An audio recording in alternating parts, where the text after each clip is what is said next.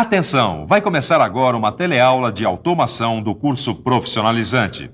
Este módulo tem um total de 20 aulas. Hoje você vai assistir a teleaula número 11. Bons estudos!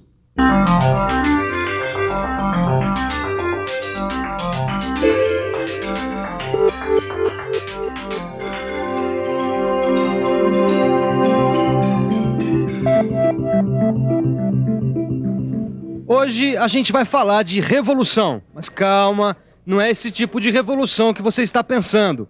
Nessa revolução não tem armas, não tem tanques, não tem povo na rua, nada disso. A revolução que a gente vai falar hoje é feita de chips, bytes, telas, teclados e processadores. É a revolução da informática. E aí, companheiro, vamos à luta? A nossa teleaula de automação de hoje vai mostrar como foi a evolução dessa revolução. Quer dizer, como é que os computadores evoluíram tanto para a informática poder penetrar em quase todos os tipos de serviços. Hoje em dia, a gente tem acesso a uma quantidade estonteante de informação. E você sabe, o computador tem tudo a ver com isso, porque ele é um dos principais instrumentos da informação. Agora, você sabe como isso tudo aconteceu? Você sabe como essa revolução começou?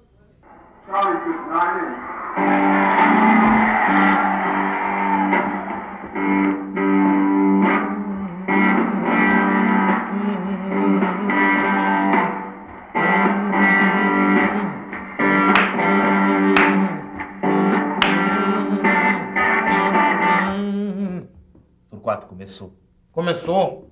E foi nos anos 50, junto com o rock and roll. Como é que é? A revolução dos computadores, mano, começou nos anos 50 junto com o rock and roll. As duas revoluções começaram juntas. Será que é isso mesmo?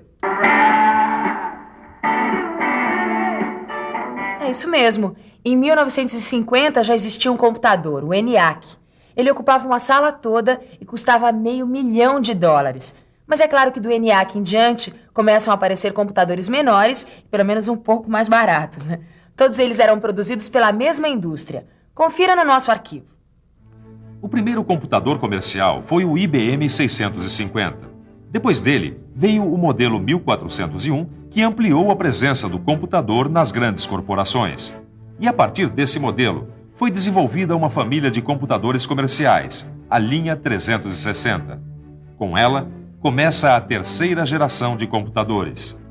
E com a terceira geração de computadores, surge um novo conceito na história, o CI, Circuito Integrado. É isso mesmo, professor Ferrari? É isso mesmo. A segunda geração, ela trabalhava com componentes discretos, os transistores soldados em placas de circuito impresso. A partir daí, a terceira geração fez uma integração desses componentes em um componente só, que é o circuito integrado. E é claro que o circuito integrado representa apenas mais um passo na evolução dos computadores, porque evolução, na história da informática, é quase uma rotina. Não é maravilhoso? Uma indústria onde a evolução é rotina. Como é rotina você cortar o meu som, né?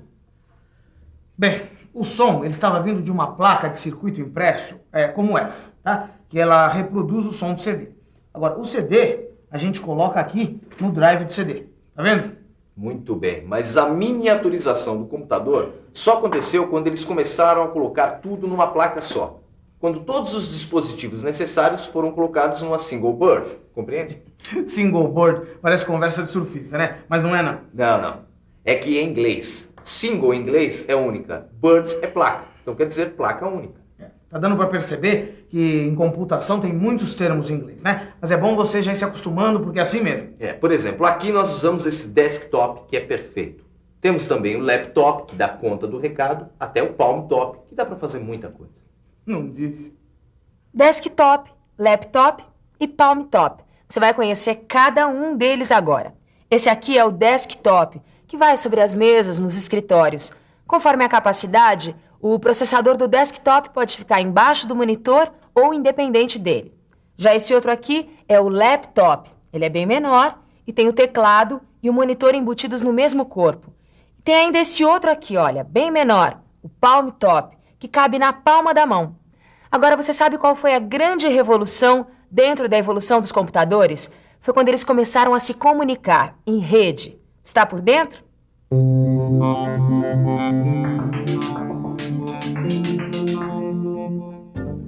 Através das redes, vários computadores podem acessar um mesmo banco de dados e podem se comunicar entre si.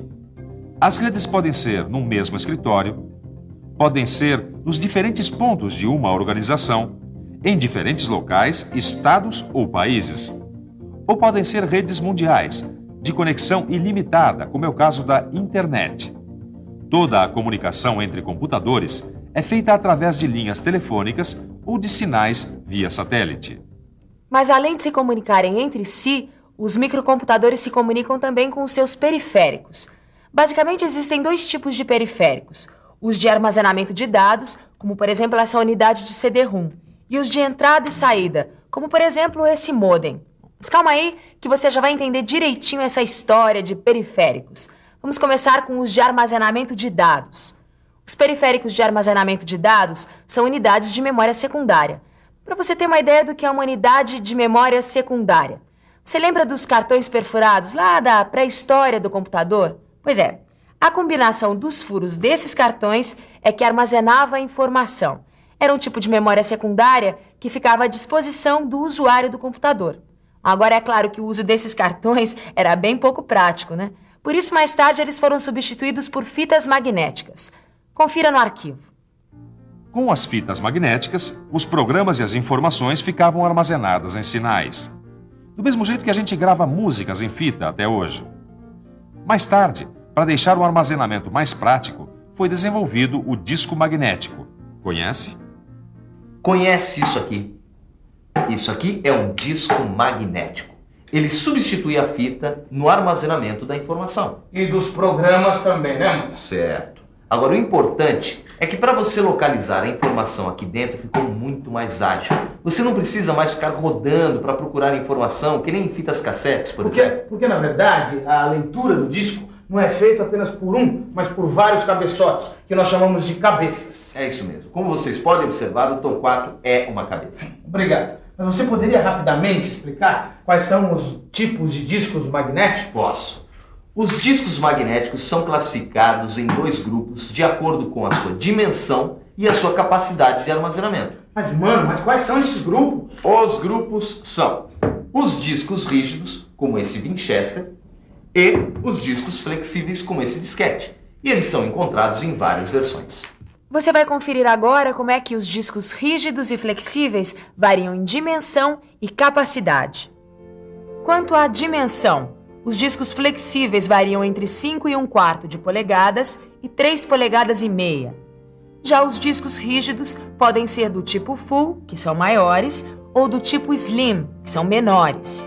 Quanto à capacidade, os discos flexíveis de 5 1/4 são de 360 KB e 1,2 megabytes, enquanto os de 3,5 são de 720 KB, 1,44 megabytes e 100 megabytes.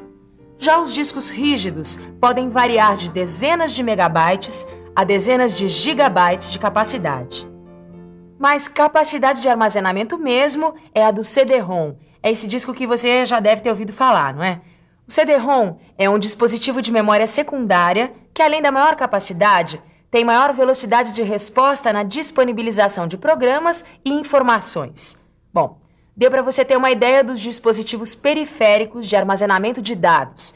Vamos ver então os outros periféricos que estão faltando, os de entrada e saída.